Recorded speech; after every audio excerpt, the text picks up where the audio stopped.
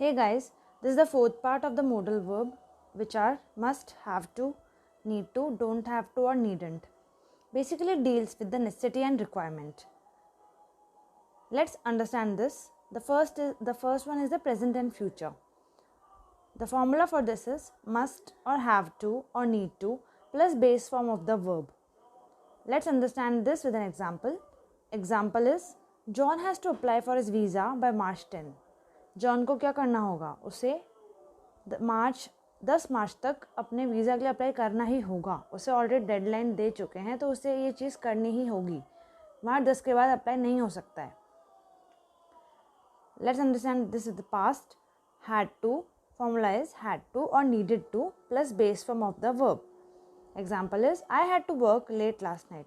मुझे कल देर रात तक मुझे काम करना पड़ा. So it was past. ये पास्ट है.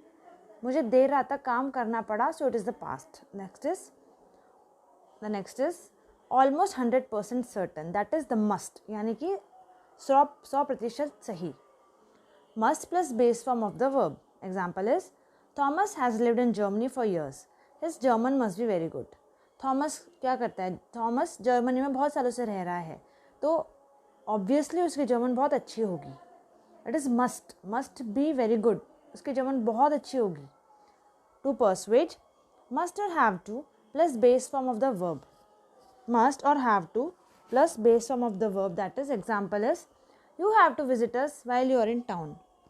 आपको हैव टू मतलब आपको करना ही होगा. You have to visit us while you are in town. जब आप शहर में हो तो आपको हमें मिलना ही होगा. आपको हमसे मिलने आना ही होगा. तो ये एक ऐसी चीज़ है जो आपको करनी ही होगी. That is to persuade. The next is prohibited और फॉरबिडन. प्रोहिबिटेड क्या मतलब है? उल्लंघन या फिर नहीं मानना. प्रोहिबिशन.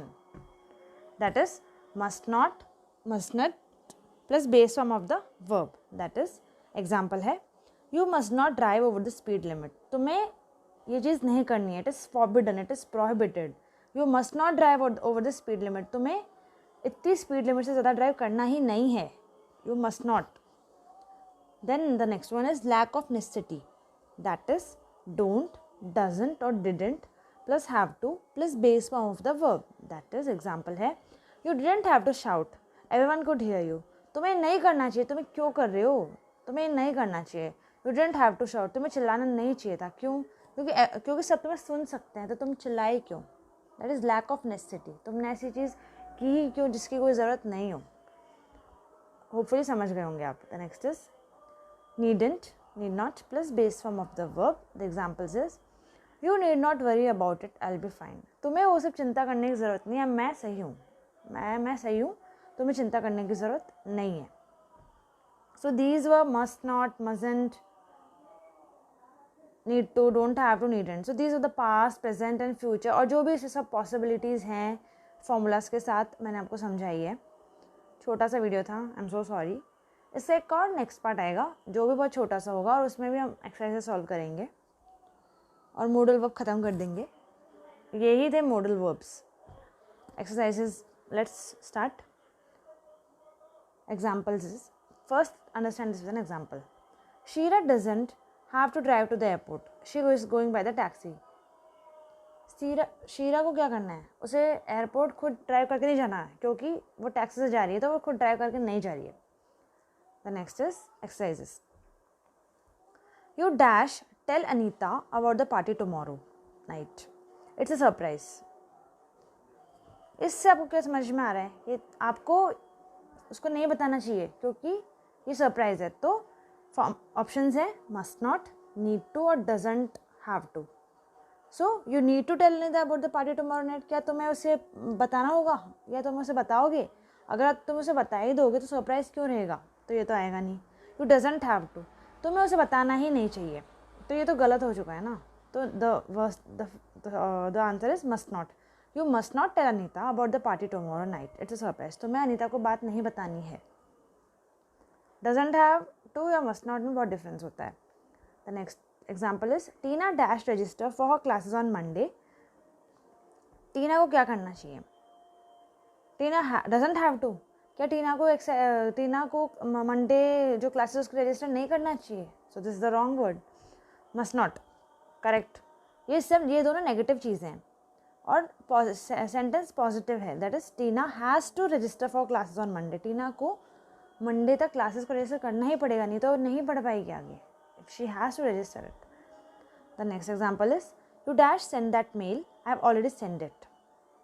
इस सेंटेंस से आपको क्या समझ में आता है? तुम उस मेल को या भेज दो, you must send that mail, I have already send it.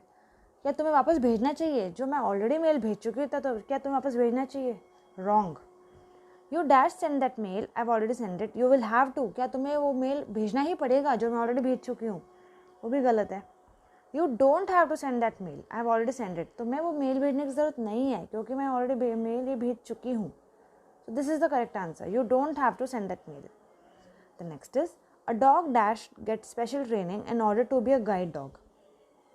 जो गाइड डॉग्स होते हैं वो शायद पता होगा, जो हमारे विजुअली इम्पेयर्ड लोग होते हैं, जो चल नहीं सकते, सुन नहीं सकते, बोल नहीं सकते, उनके लिए एक स्पेशल डॉग्स होते हैं जो एकदम ट्रेंड होते हैं, वो उनको गाइड करते हैं पूरी लाइफ। तो ये मैंने इसको बताया है। Let's move to the sentence. A dog dash get special training in order to be a guide dog.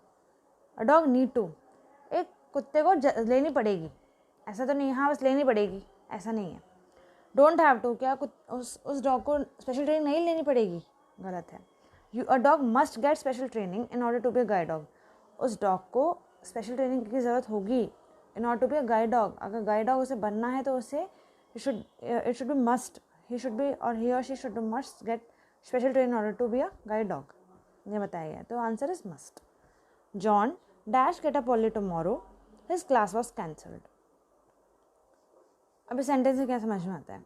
John को क्या उठना पड़ेगा सुबह क्योंकि उसकी क्लास कैंसिल हो गई? गलत। जॉन को ज़रूरत ही नहीं उठने की क्योंकि उसकी क्लास कैंसिल हो गई। जॉन मस्ट नॉट, तो गलत है। डोंट नीड टू, जॉन को उठने की क्या ज़रूरत है? ये भी कैजुअल सी चीज़ हो गई जो नहीं हम सेंटेंस में नहीं बोल सकते हैं। John doesn't have to get up early tomorrow, his class was cancelled. John की क्लास कैंसिल हो गई है तो उसे जॉन को उठने की ज़रूरत नहीं है। So these were the 5 examples. Hopefully बहुत अच्छे समझ गए होंगे आप. Let's end this session with a motivational quote. Be proud of yourself for how hard you are trying. Be proud. आप हमेशा अपने तो कभी कभी अपने आप को पैम्पर भी करना पड़ता है. Be proud of yourself for how hard you are trying. आप कितने अच्छे से ट्राई करो, उसके लिए आप अपने को प्राउड समझो, उसे अपने आप को पैम्पर करो कि हाँ मैं अपने गोल की तरफ बहुत अच्छे से हार्डली बहुत ट्राई कर रहा हूँ. सो thank you so much guys. These were the modal verbs. The next part is also coming. वो भी थोड़ा सा होगा modal verbs का एक और पार्ट, और उसमें एक्सरसाइजेज होंगी खूब सारी, और फिर हम modal verbs को ख़त्म कर चुके होंगे. नेक्स्ट टॉपिक पता नहीं है मुझे अभी मैं क्या लूँगी. हो सकता है मैं बैंकिंग के बारे में लूँ. सो अब अभी तक तो हमने बेसिक टॉपिक्स पढ़े. अब मैं सोच रही हूँ कि थोड़ा बैंकिंग के बारे में पढ़ाऊँ. So thank you so much guys. All the best. Do well. Hope you get all you have wished for. Be motivated and have a good night.